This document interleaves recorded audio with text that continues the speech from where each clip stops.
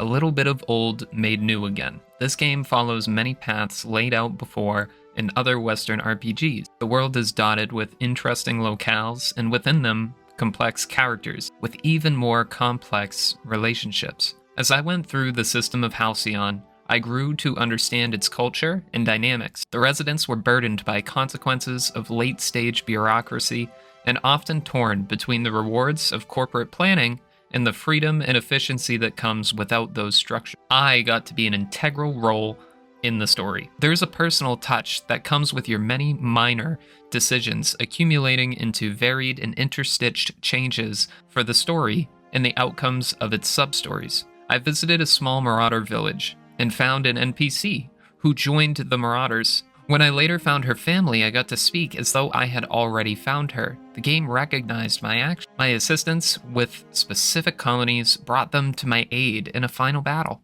My choices, whether or not to complete a side quest and how to complete it, were often referenced during main quests, and even contributed to unique dialogue options and outcomes. All of this felt natural, baked in, thoughtfully laid out. Some NPCs become your teammates and not only follow you around, they have their own unique side stories for you to further connect and empathize with. The worlds were as vibrant as the characters, though not as deep. The environments seemed to follow a consistent pattern, have a hub or two, and in between scatters small enemy groups, large enemy groups, and buildings to visit. It felt like there were few natural outdoors points of interest to discover.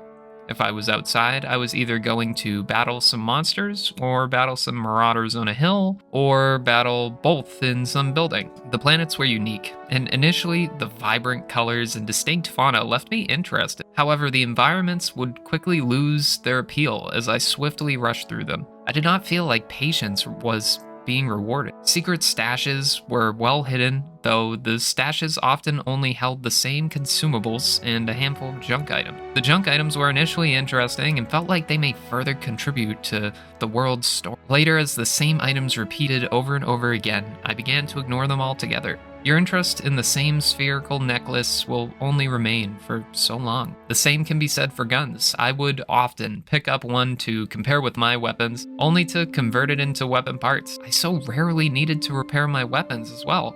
I wondered what the parts were even for. Tinkering with the weapons took bits, the currency of the game. With samey weapons, samey armor, environments that quickly lost their luster, and a full trough of fetch quests, over time, I began to lose my interest in the outer world. What started as a captivating space adventure, marked with humor and intrigue, began to step closer and closer towards a galactic exploration with interesting but predictable stories carried by the interesting voice acting and intercharacter relations. The humor, larger story, and characters were worth a romp through Halcyon. The weapon mechanics are familiar, and the combat is repetitive. The exploration feels occasionally rewarding when surprise story beats do appear, though it can often be expectable and feel more like a chore. I enjoyed some of my time with the Outer Worlds.